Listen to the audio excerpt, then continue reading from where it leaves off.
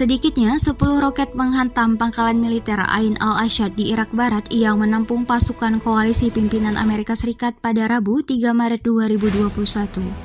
Juru bicara koalisi Kolonel Wayne Maroto mengonfirmasi hal ini dan menyebut serangan terjadi pukul 7.20 pagi waktu setempat, namun tak ada rincian soal korban.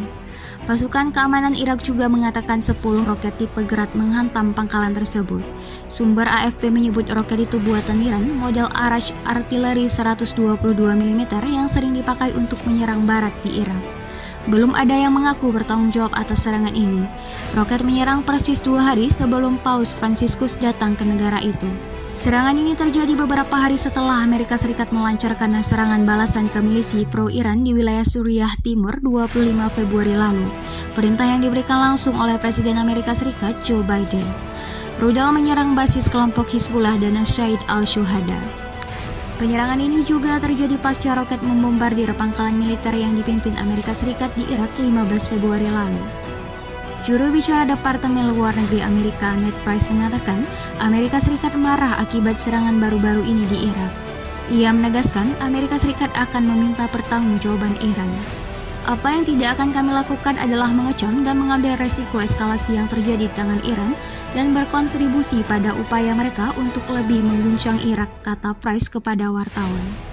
Sebelumnya, Amerika Serikat melancarkan serangan udara ke basis milisi pro-Iran di wilayah Suriah Timur Kamis 25 Februari 2021. Presiden Amerika Serikat Joe Biden mengatakan bahwa serangan itu yang pertama sejak dia menjabat harus dilihat oleh Iran sebagai peringatan. Anda tidak dapat bertindak dengan impunitas, hati-hati, kata Joe Biden.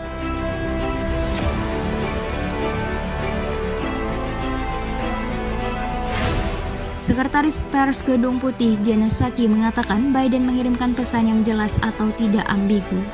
Dia akan bertindak untuk melindungi orang Amerika dan ketika ancaman dilontarkan, dia memiliki hak untuk mengambil tindakan pada waktu dan cara yang dia pilih, kata Psaki.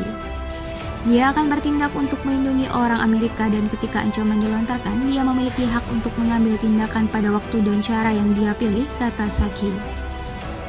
Sementara, Suriah mengutuk serangan itu sebagai agresi Amerika yang pengecut, juga memperingatkan bahwa kebijakan pemerintahan baru Amerika Serikat yang harus mematuhi norma internasional. Kementerian Luar Negeri Iran pun mengecam keras dan menyebutnya sebagai serangan ilegal. Tindakan Amerika Serikat tersebut merupakan pelanggaran nyata terhadap hak asasi manusia dan hukum internasional. Serangan udara itu akan mengarah pada konflik militer yang semakin intensif dan semakin mengguncang kawasan itu, kata juru bicara Kementerian Luar Negeri Iran. Sekutu Suriah, Rusia juga mengutuk serangan itu. Menteri Luar Negeri Sergei Lavrov mempertanyakan rencana pemerintahan Biden di Suriah. Sangat penting bagi kami untuk memahami garis strategis Amerika Serikat di lapangan, kata Lavrov. Meski dihujani kritikan, Amerika Serikat tidak gentar. Penyerangan ini terjadi pasca roket membombardir pangkalan militer yang dipimpin Amerika Serikat di Irak 15 Februari lalu. Iran diyakini sedang mencari peluang untuk membalas pembunuhan jenderal tertinggi pasukan IRGC, Qasem Soleimani, 1 tahun lalu. Soleimani, seorang komandan senior pengawal revolusi, adalah penghubung utama Iran dengan sekutunya di Irak dan Suriah dan di tempat lain di kawasan itu. Dia tewas dalam serangan pesawat tak berawak Amerika Serikat tepat ketika dia tiba di Baghdad untuk pertemuan dengan pejabat tinggi Irak.